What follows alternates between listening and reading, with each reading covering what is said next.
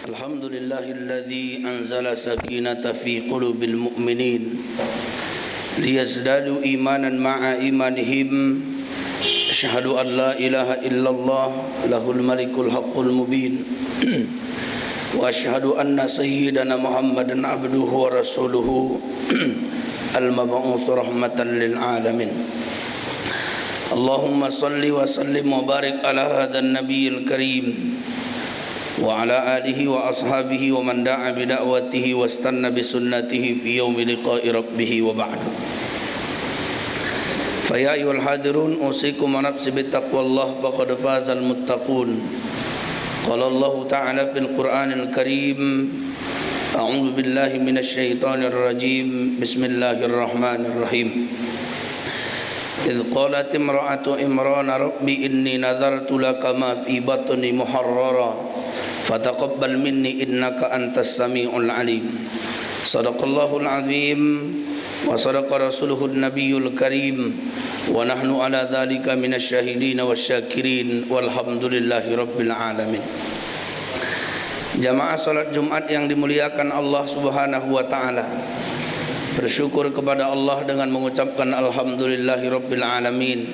Berselawat kepada Nabi kita Muhammad sallallahu alaihi wasallam dengan mengucapkan Allahumma salli ala Muhammad wa ala ali Muhammad. Pada kesempatan yang mulia ini khatib mengajak kepada kita semua, marilah kita tingkatkan ketakwaan kita kepada Allah Subhanahu wa taala. Karena akan ada satu masa tidak ada lagi gunanya apa yang kita banggakan hari ini kecuali takwa kita di hadapan Allah Subhanahu wa taala. Inna akramakum indallahi atqakum, sebaik-baik umat di antara kamu, kata Allah, yaitu orang-orang yang paling bertakwa kepadanya. Jamaah salat Jumat yang dimuliakan Allah Subhanahu wa taala, kita tahu bahwa keistimewaan bulan suci Ramadan di antaranya adalah Allah turunkan Al-Quran. Karena memang keadaan umat manusia sebelum turun Al-Quran, keadaannya begitu kelam. Dulu ada dua imperium besar, Romawi dan Persia. Di Romawi pada saat itu perbudakan luar biasa. Bahkan raja ketika berjalan dibakar 60 budak menjadi penerangnya. Saat itu tersenyum dengan bangganya padahal mayat bergelimpangan di sana. Jahiliyah, mengadu manusia dengan binatang buas, itu juga terjadi di Romawi sebagai pertunjukan mereka. Di Persia bagaimana keadilan yang tidak bisa diterapkan. Kalau seandainya famili kerajaan atau orang-orang yang dekat dengan istana yang melakukan kesalahan tidak akan tersentuh oleh hukum. Akan tetapi pada saat itu bila yang melakukan kesalahan di luar istana, maka mereka akan dihukum dengan seberat-beratnya. Tapi di antara itu ada kejahiliahan yang paling sempurna. Bukan dari dua imperium besar ini, tapi itu adalah di Jazirah Arab, tempat di mana seorang nabi mulia bernama Ibrahim alaihi salam Allah utus ke sana. Allah letakkan pada saat itu anak dan istrinya di sana, yang kemudian Ka'bah itu adalah tempat di mana orang tawaf, tapi kejahiliahan merajalela di tempat itu. Karena saat itu ditulis dalam kitab Ar-Rahiq Al-Maktum yang ditulis oleh Syekh Syafiur Rahman bin Abdullah bin Muhammad Akbar bin Muhammad Ali bin Abdul Mu'min bin Fakirullah Al-Mubarakfuri Al-A'zami, ulama besar yang menulis sirah nabawiyah dari India, yang lahir pada tanggal 6 Januari 1943 Masehi. Beliau tuliskan dalam kitabnya, Amru bin Luhai membawa kesesatan yang luar biasa ke Mekah, sehingga orang-orang Mekah semakin sempurna jahiliyahnya. Selain mereka pada saat itu menikahi mama-mama tiri mereka, selain mereka pada saat itu mengumpulkan kakak beradik menjadi istrinya dalam satu kamarnya, selain pada saat itu mereka membunuh orang yang lemah, mengubur anaknya hidup-hidup, mereka menyembah patung yang dibawa Amru bin Luhai ke ke Ka'bah, dan saat itu kesesatan merajalela di tempat itu, dan diutuslah seorang nabi mulia, Nabi Muhammad sallallahu alaihi wasallam. Ketika Nabi berada di dalam Gua Hira yang saat itu sedang bertahanus di bulan suci Ramadan, datanglah Jibril membawa wahyu, yaitu Quran surah Al-Alaq ayat 1 sampai 5. Jamaah Jumat yang dimuliakan Allah Subhanahu wa taala, sehingga proses turunnya wahyu ini mengingatkan kita kembali bahwa Al-Quran adalah merupakan petunjuk bagi kita. Siapapun yang membaca, siapapun yang memahaminya, siapapun yang meyakini dan mengamalkannya, akan Allah muliakan dalam hidupnya, baik di dunia maupun di akhirat nanti. Di dalam Al-Quran Allah tuliskan kisah-kisah. Ada seorang pemuda yang saat itu berdakwah, yang dia tidak kenal takut akan dakwahnya. Dia berhadap-hadapan bukan dengan umatnya saja, tapi berhadapan dengan ayahnya, yaitu Nabi Ibrahim alaihissalam. Dituliskan kisah ini dalam Al-Quran. Wa idh qala Ibrahimu li abihi adzara atattakhidhu asnaman alihah. Dan ingatlah ketika Ibrahim berkata kepada ayahnya, wahai ayahku, kenapa kalian menyembah sesuatu yang kalian buat dengan tangan kalian sendiri? Inni araka wa qaumaka fi dhalalim mubin. Sungguh aku melihat ayah dan kaum ayah benar-benar dalam kesesatan yang nyata. Saat itu ayahnya marah dan berkata, la illam tantahi la arjumannaka. Kau kalau tidak berhenti menceramahiku Ibrahim, akan kulempar kau pakai batu sampai mati. Fahjurni Maria. Sekarang tinggalkan aku, kau bukan lagi anakku. Ini adalah masalah yang berat bagi Nabi Ibrahim alaihissalam. Tapi dia berkata, wahai ayahku, aku akan memintakan ampun kepada Allah atas dirimu, karena Allah itu sayang kepadaku. Ini adalah pelajaran. Sehebat apapun kita di hadapan orang tua, janganlah berkata tinggi. Semulia apapun kita di hadapan orang tua, tetap kita berkata sopan dan santun. Ternyata pesan-pesan indah itu Allah tuliskan dalam Al-Quran. Di dalam Al-Quran Allah juga menceritakan bagaimana manusia biasa, tapi kedudukannya setara dengan Nabi Ibrahim alaihissalam. Itulah keluarga Imran.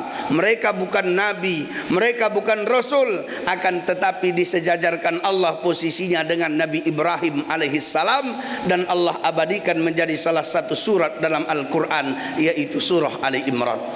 Kenapa? Karena ternyata istrinya ketika hamil anaknya itu luar biasa.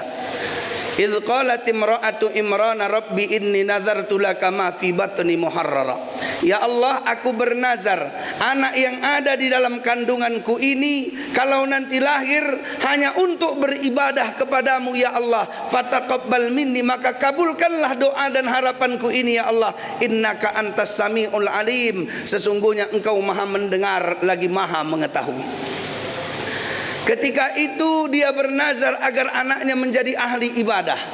Kita lihat hari ini tidak ada orang yang bernazar anaknya hanya untuk beribadah kepada Allah. Tapi istri Imran berkata, inni nazartu laka ma fi batni muharrara fataqabbal minni innaka antas samiul alim. Dia berharap bahwa anak yang lahir itu adalah laki-laki yang akan dia letakkan di Baitul Maqdis. Akan tetapi pada saat itu yang lahir anaknya perempuan. Kemudian dia berkata lagi, falamma wada'atha qalat rabbi inni wada'tuha untha. Ya Allah, aku sudah melahirkan anakku ya Allah, dan anak yang lahir ini ternyata perempuan. Wallahu a'lamu bima wada'at wa laysa dzakaru kal untha. Aku tahu bahwa engkau maha tahu atas apa yang kulahirkan ini ya Allah, dan aku pun tahu anak laki-laki tidak sama dengan anak perempuan. Wa inni sammaituha Maryam wa inni u'idzuha bika wa dzurriyyataha minasyaitonir rajim. Kuberikan nama anakku ini ya Allah Maryam. Aku berdoa kepadamu agar kau lindungi dia dan keturunannya dari setan yang terkutuk. Jamaah sekalian yang dimuliakan Allah Subhanahu wa taala, menjadi menarik ketika istrinya Imran berdoa seperti itu, karena Allah Maha tahu atas apa yang dilahirkannya, tapi ia adukan kepada Allah, anakku perempuan ya Allah, ku kasih namanya Maryam ya Allah, ku mohon perlindungan kepadamu dari setan yang terkutuk untuknya dan keturunannya ya Allah. Ini adalah salah satu bentuk kedekatan seorang yang mengandung kepada Allah Subhanahu wa ta'ala. Kalau orang hamil ingin bermanja dengan suaminya, itu biasa. Kalau ada orang yang hamil meminta sesuatu, itu biasa. Tapi kalau ada orang yang sedang mengandung anaknya, tapi kedekatannya dengan Allah luar biasa, lisannya selalu berdoa dan berzikir, ini luar biasa. Ternyata jamaah sholat Jumat yang dimuliakan Allah Subhanahu wa ta'ala, ada seorang yang mulia, dia adalah keluarga Imran. Karena ternyata seorang istri yang soleha dekat dengan Allah mengandung anaknya, akhirnya karena doa-doanya anaknya juga menjadi orang yang mulia bernama Maryam. Dan Maryam itu nanti mulia karena dia juga akan dititipi seorang bayi tanpa menikah dengan seorang laki-laki, yaitu anaknya Isa alaihissalam. Jadi Nabi Ibrahim alaihissalam lengkap punya anak dari istrinya yang pertama Ishak. Ishak kemudian punya anak namanya Yakub. Yakub ini nama lainnya Israel, keturunan Yakub disebut Bani Israel. Yakub punya anak Yusuf. Yusuf punya saudara Yahuza. Yahuza punya cicit Daud alaihissalam. Daud punya keturunan Sulaiman alaihissalam. Sulaiman punya keturunan bercabang dua ke kanan tidak langsung Imran. Imran punya anak Maryam. Maryam punya anak Isa alaihissalam. Ke kiri Zakaria. Zakaria punya anak namanya Yahya alaihissalam. Yusuf punya saudara Bunyamin. Bunyamin punya cicit namanya Yunus alaihissalam. Yusuf punya saudara Imran. Imran punya anak Musa. Musa punya saudara Harun. Harun punya cicit Ilyas dan Ilyasa. Kisah orang-orang istimewa itu Allah ceritakan dalam Al-Quran, yang apabila orang kembali memahami Al-Quran, maka hatinya akan luas dengan bahasa-bahasa yang diceritakan dalam Al-Quran. Salah satunya adalah kisah keluarga Imran yang mulia, karena mereka begitu dekat dan taat kepada Allah Subhanahu wa ta'ala. Jamaah sholat Jumat yang dimuliakan Allah Subhanahu wa ta'ala. Kemudian di dalam Al-Quran banyak sekali ayat-ayat yang turun tentang hukum. Ada ayat tentang warisan yang Allah turunkan karena orang Arab saat itu berbeda sekali. Warisan mutlak untuk anak laki-laki dan anak perempuan tiada harganya. Turun ayat Al-Quran, yusikumullahu fi auladikum lidzakari mithlu hadzil unthayain. Pembagian warisan itu disyariatkan anak laki-laki 2 kali lebih banyak dibanding anak perempuan. Wa in kunna nisa'an fawqa thnataini falahunna thulutha ma tarak. Kalau seandainya engkau punya anak perempuan 2 orang atau lebih, tidak punya anak laki-laki, maka bagiannya 2/3 dari harta warisan. Wa in kanat wahidatan fala an-nisf. Kalau seandainya engkau punya 1 anak perempuan tunggal, maka bagiannya adalah separuh dari harta warisan. Kalau kau punya ibu dapat 1/3 kalau kau tidak punya anak dari harta warisan. Kalau kau punya anak, maka ibumu dapat 1/6 dari harta warisan. Kalau kau punya ayahmu dapat 1/6 dari harta warisan. Kalau yang meninggal istri suaminya dapat 1/2 dari harta warisan kalau tak punya anak. Kalau punya anak dapat 1/4 dari harta warisan. Ini Allah sebutkan, ini hukum di dalam Al-Quran. Maka kalau kita kembali memaknai Al-Quran, maka hidup kita akan penuh dengan kemuliaan dan penuh dengan keberuntungan.